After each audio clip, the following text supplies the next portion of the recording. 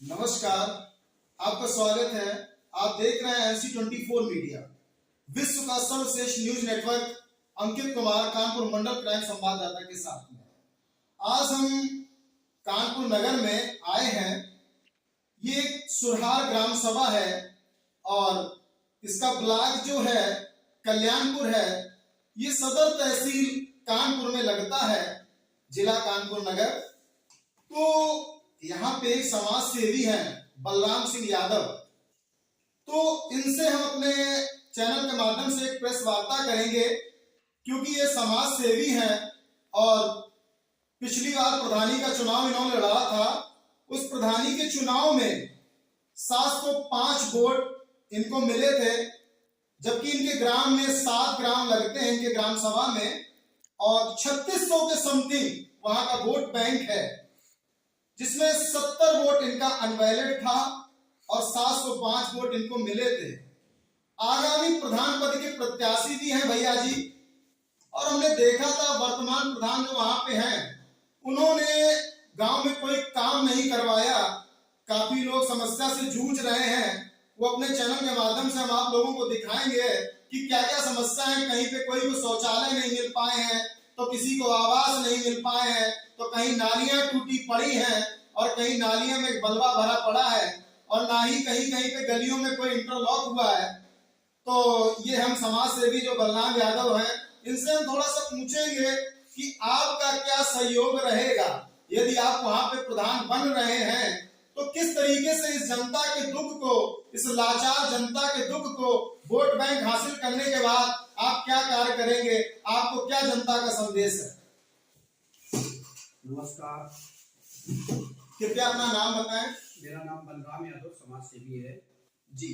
तो बलराम यादव जी, जो आप एक समाज सेवी हैं, तो आप हमारे चैनल के माध्यम से आप अपने ग्रामवासी सुरार वासियों को और तहसील कानपुर सदर कल्याणपुर ब्लॉक में आप बता सकते हैं कि किस प्रकार से सुरार वासियों में आप जागरूकता लाएंगे अपने प्रति, और अपनी कार्यशैली क्या रहेगी, जरा आप हमारे चैनल के माध्यम से बताएं।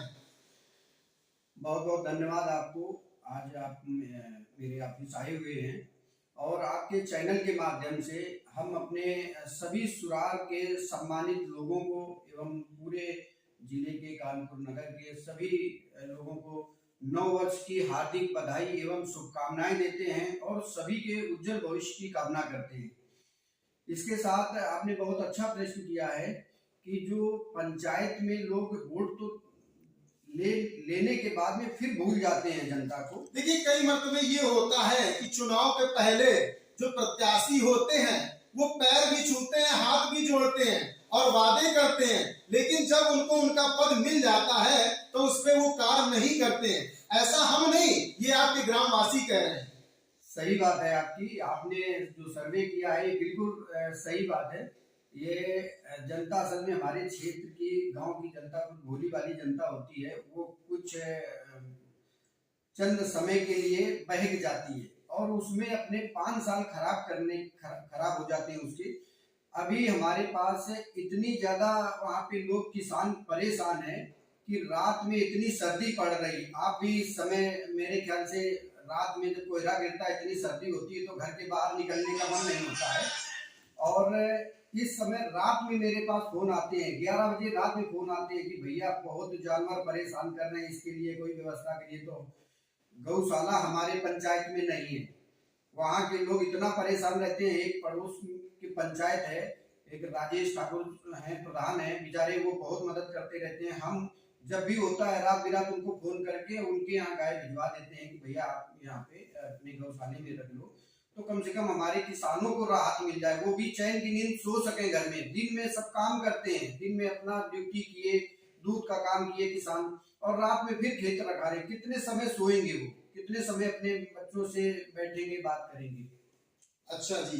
तो अभी जो है आपके ग्राम में मैंने देखा कई पीड़ित लोग हैं, कई आपके वोटर हैं जो ग्रामवासी हैं, तो उनको आवास की समस्या आ रही है। वर्तमान प्रधान ने आवास देने का वादा किया था और उनके फॉर्म भी अप्लाई नहीं कराए, उनको आवास के पात्र होने के बावजूद उनको आवास नहीं मिले, क्या आप प्रधान बनने के बाद उनको आवास दिलाएंगे? देखिए, चुनाव के समय तो हर कोई वादा कर देता है, तो लोग नहीं समझ पाते हैं कि कौन किसको मिलेगा। ये आवास का जो योजना है किसको मिलेगी किसको नहीं मिलेगी, और जो पात्र हैं उनको नहीं दिया गया। हमारे सुरार पंचायत में अभी एक परिवार के सांप ने काट लिया था, आज भी उसके यहाँ मतलब ऐसे घर टूटे घर पे रह रहा है। वहां पे मीडिया भी गई, वहां पे अधिकारी भी गए, जांच चल रही, आज हो रहा कल हो रहा, ऐसे चल रहा काम। अब उनका किसी तरीके से बहुत कोशिश करने के बाद में, हमने प्रयास करने के बाद में अब उनका हो पाया है, पर अभी उनके खाते पे पैसा नहीं पहुंच पाया है।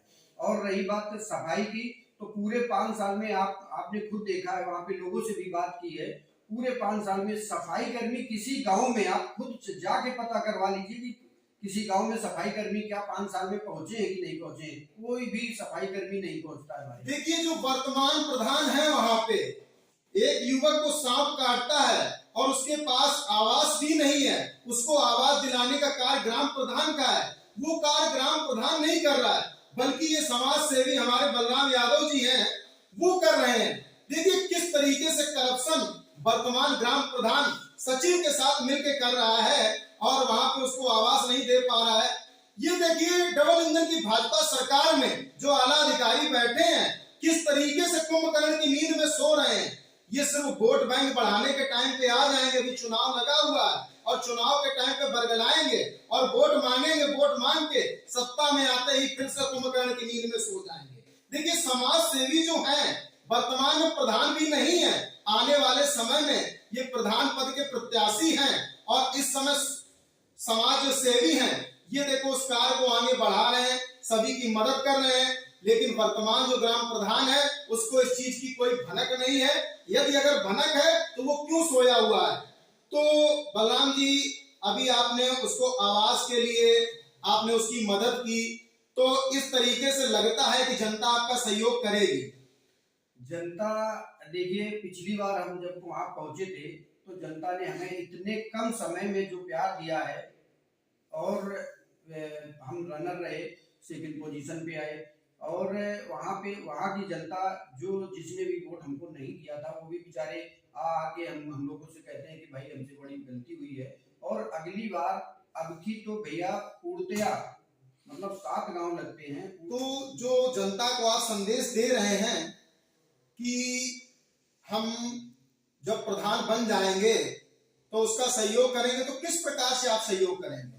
सर्वप्रथम हमारा सहयोग किसानों के हित में रहेगा कि आज जितने भी किसान हैं वहाँ पे परेशान हैं। अभी सुरार पंचायत में हम बैठे थे कि सुरार पंचायत में धान का कांटा लगता है और किसानों के धान नहीं लिए गए, वहाँ पे व्यापारियों के धान लिए गए। वहाँ पे किसानों से धान 16 रुपया 15 रुपया में खरीदा गया, और वहाँ पे जो सरकारी रेट है 23 रुपए कुछ का, वो व्यापारियों। देखिए लाल बहादुर शास्त्री जी का जो नारा था, जो एक बार प्रधानमंत्री हमारे थे कि जय जवान जय किसान, उस नारे का बहिष्कार हो रहा है हमारे ग्राम में, यानी सुरार ग्राम में, बलराम जी के सुरार ग्राम में जो वहाँ के किसान हैं उनके साथ 420 का कार्य हो रहा है। वहां पे जो सरकारी गल्ले की दुकान लगी हुई है जहाँ पे गल्ला खरीदा जा रहा है, वहां पे सिर्फ व्यापारियों का गल्ला खरीदा जा रहा है। ये भ्रष्टाचार चल रहा है डबल इंजन की भाजपा सरकार में। और काफी किसान आक्रोशित थे और हमसे शिकायत भी की, तो हमने कहा चलिए कोई बात नहीं, थोड़े अगली बार से तुम लोगों का गल्ला खरीदा जाएगा। दूसरी बात, खाद की बहुत बड़ी किल्लत रही वहाँ पे, पंचायत में सोसाइटी होने के कारण भी वहाँ किसानों को खाद बहुत दिक्कत परेशानियों का सामना करना पड़ा। ये तो खैर हर जगह रहा, और मेन चीज किसान परेशान है जो आवारा पशुओं से, आवारा जो पशु चल इस समय लोगों को परेशान कर रहे हैं इतनी सर्दी में। सबसे पहले वहाँ पे गौशाला बनाया जाएगा, और हमारे 7 गांव में जो एक सफाई होनी चाहिए, लाइट सफाई, ये बहुत जरूरी है। देखिए गांव कस्बा कैसे बनाया जा सकता है? गांव को कस्बा तभी बनाया जा सकता है कि गांव की चारों तरफ की एक तो जो रोडें हैं वो सब साफ हों, और दूसरा लाइट का वहाँ पे अच्छा प्रावधान किया जाए, और मेन चीज सफाई। वहाँ पे तो बहुत सारे गांव ऐसे पड़े हैं कि आप पहुंचोगे तो दोनों तरफ से बम्बूर खड़े हैं कि गाड़ी तक नहीं लेके अंदर जा सकता है। यानी आपके गांव में जो विकास नहीं हो रहा है तो आपका जो ब्लॉक डेवलपमेंट ऑफिसर है कहीं ना कहीं वो भी करप्ट कर रहे हैं, ऐसा हमको प्रतीत हो रहा है। बिल्कुल सही बात है। आप मेरे गांव किसी भी गांव में जाके आप सर्वे कर लीजिए और सर्वे में जनता खुद आपको बताएगी। आप गए हैं, किए हैं सर्वे, आपने देखा भी है कि क्या सफाई है और क्या लोगों की समस्याएं हैं। वहां पे लोग बहुत प्रताड़ित हैं और भी चीजें हैं। कई चीजें ऐसी हैं कि लोग किसी की जमीनों से मट्टी खोद ली गई और उनको बाद में पता चला कि भैया हमारे खेत से मट्टी खुद गई, तो वो किसान के ऊपर खुद FIR हो रही कि तुमने मट्टी खुदवा दी, कहीं ये कर दिया। मतलब इतना ज्यादा भ्रष्टाचार हुआ है कि लोग आक्रोशित हैं वहां से। अच्छा, आपके ग्राम का थाना कौन है? हमारा ग्राम पंचायत का थाना सचेंडी लगता है। देखिए, सचेंडी थाना में थानाध्यक्ष ये तो इस समय नहीं मालूम है, बदल जाते हैं। जी जी जी। देखिए, सचेंडी थाना पड़ता है, ग्राम सुरार का सचेंडी थाना है। थाने में जो थाना अध्यक्ष बैठा है ये कोई थाना अध्यक्ष नहीं, अपने आप को बहुत बड़ा गुंडा समझ रहा है कि थाने में बैठ के थाना प्रभारी का कार्य होता है कि वहां की जनता को सुख प्रदान करे, लेकिन ये थाना प्रभारी जो है गुंडा प्रवृत्ति से कार्य कर रहा है और कोई भी जनता के लिए कोई सुख का कार्य नहीं है। किसानों के खेत से अवैध मिट्टी खनन का कार्य कर रहा है। इस तरीके से ये डबल इंजन की भाजपा सरकार में करप्शन भरे सारे कर्मी बैठे हुए हैं।